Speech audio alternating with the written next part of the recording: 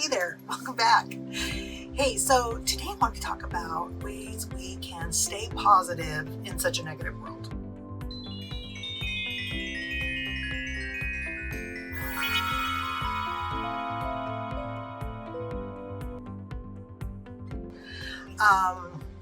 I know you all know that we really started getting some heavy hitting negativity with all the politics and what's going on in the world and everything, probably back like when the pandemic started. I feel like when it got really bad, or maybe the first Trump election. I'm not sure, but things just really, do you remember the days when very few people cared about politics at all? I mean, there's always people that have been interested and it's always been on the news and stuff, but it wasn't just like the primary focus of our world.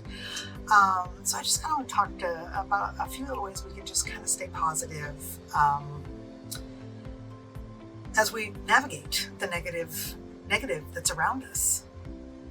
Between social media, the regular news, and just life in general, staying positive can just seem completely impossible, but it's not. It's not. You make choices every day, whether you're going to be happy or not, and that's the first thing you need to do. Is every morning when you wake up, you need to make that choice, as hard as it can be. And it's not about just living in na-na land and pretending that everything is perfect all the time and, turning a blind eye to everything that's going around in the world. I mean, it's fine to be informed, but, what did Daddy used to say? I always go back to my dad because he used to give me all kinds of tidbits of information. He would say, you can't control how other people act, but you can certainly control how you react to what they do. And that's so true. It's so true. And before social media, it was easy to just blow things off and, just kind of ignore things. But with social media, it's just so quick. Everything's happening so fast and people respond so quickly and they're just negative. And that's what gets the likes and that's what gets things going. And so people feed into it and it's exhausting. The truth is there's always been negativity. It's just more in our faces now. And we need to choose how much of that we're going to let in. Like TikTok, for instance, everything's on an algorithm. I can never say that word. It feeds us what we want to watch, right? So if you're looking at puppy videos, you'll see lots of puppy videos. And then all of a sudden something negative comes across and you watch it for just a few extra seconds to maybe see what it's about. And then all of a sudden you just get a ton of that stuff being fed in. That's when you have to reset and go back and search for puppies again. Because otherwise you'll go down a rabbit hole that you do not want to be part of. You can't control the storm, but you can choose where to drop anchor. And you don't want to drop your anchor in the middle of a cesspool. You know what I'm saying? I actually had to take TikTok off my phone last year because I kept going down these cesspool tidal waves that would just take over my whole day and get me in such a bad mood, and I find myself responding to people and I'm like, finally I just stopped wondering, why am I getting so upset about something I don't even know, someone I don't even know in another part of the country that has nothing to do with my personal existence. Why am I upset about something they're saying or doing? It's not affecting me personally. I need to just stop letting it affect me personally. Oh, my dog's here, so I'm petting her. You just need to make that choice. I'm not going to let this get to me. There's all the stuff that's going on in the world has always been going on in the world in some format, whether it's, wars or politics or assassinations or illnesses. It's been on different levels and different things at different times. It's just so much in our face that it just takes over, and you need to decide that that's not what's going to take over your life. Life is short. Are you going to waste it on negative social media crap? I had to make that decision. It's a tough one because it's addicting, but that's what you need to do.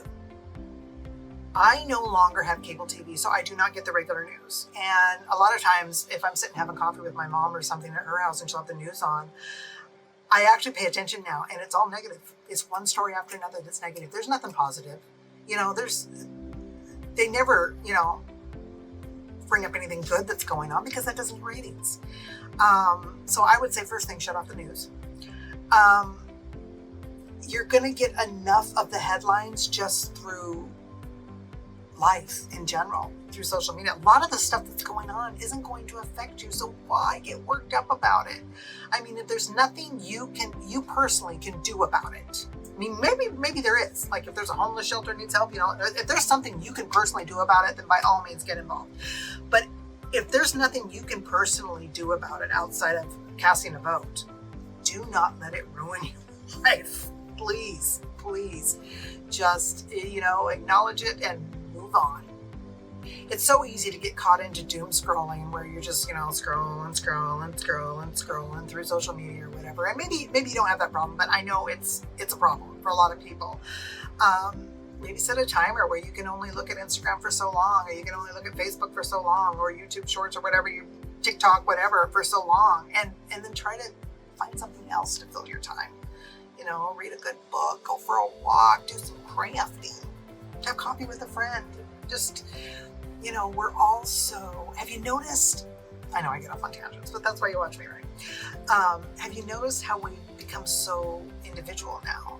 I mean, when I was a kid, my aunts and uncles and cousins would come over and we'd have game nights and, because there were only 3 channels on TV for one, so we didn't watch a lot of TV, but we were just so much more interactive as groups of people. And now we're very singular.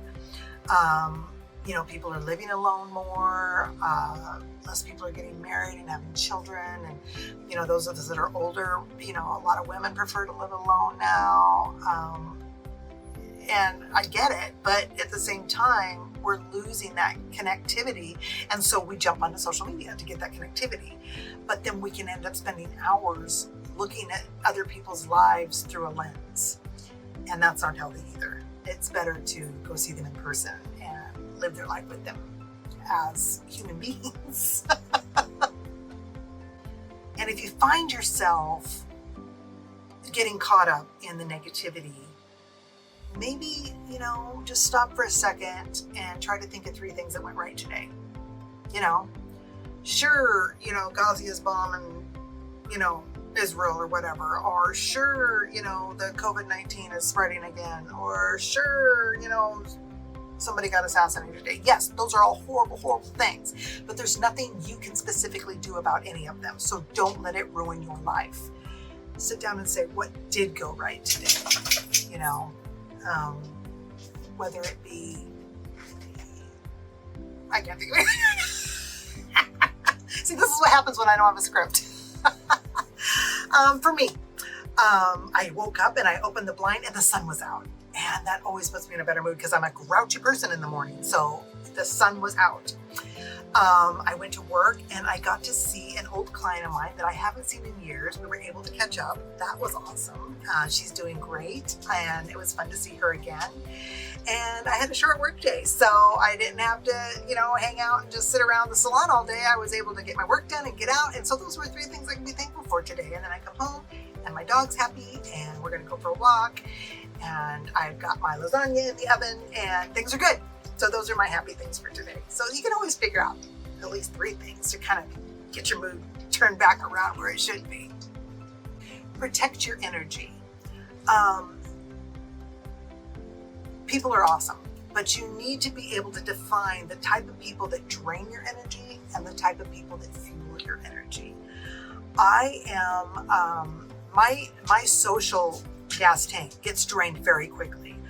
I like to be around people, but then I need some time to myself for a while after that. So you need to know yourself enough to know what kind of people you want to spend that energy on.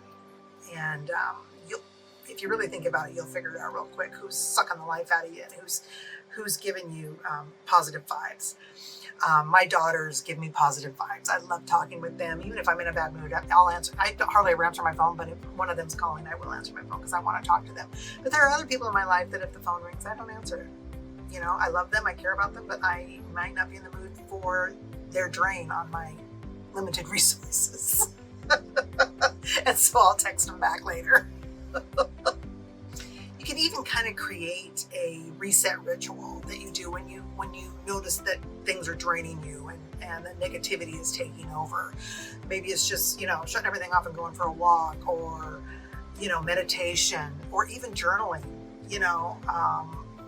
happy thoughts, poetry, even if it's cheesy poetry.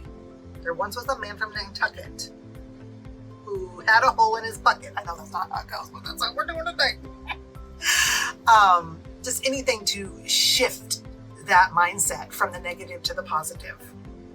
You cannot pour from an empty cup, but you can refill that cup every day. Like I said, my social gas tank gets drained very quickly. And it took me a long time to learn that. When I was married, and I was married 23 years to a great guy, but he was super social butterfly. And I was always trying to keep up with that. And so I would go, and then I would just crash, and I would be a miserable bitch to live with for, a few days. And I've learned, okay, if I have a day or a few hours of social time, then I give myself that recharge day the next day. If I go out Saturday night with my friends, Sunday I do nothing. I might just, read a book all day or watch old movies or, walk with my dog, but I'm not around people. I'm refilling that tank so I can use it for good instead of evil. And if you do get caught in a bad day, just remember it's just a day. It's not your entire story. So that's important to remember. I know I've dealt with depression in the past, and that happens when I let the negativity really take over, and it becomes my identity. Like, this is just as good as it gets. This is my life now. This is horrible. Oh, I'm never going to do this again. I'm never going to have that. No. Life goes through cycles. It's a roller coaster. We have ups, we have downs. I used to say that about marriages. Marriage is like a roller coaster. You have the ups and then you have the downs, but there's always an up again. So it's important to remember that wherever you're sitting today, whether it be negative or positive, there could be just the opposite around the corner, but that doesn't mean that's the whole story. That's just that moment in time. So don't sit there. Don't camp out in the hole. Climb to that mountaintop and scream from the top of your lungs that life is good. And remember, with all the negativity around us, you don't have to fix the world. You just have to protect your little corner of it.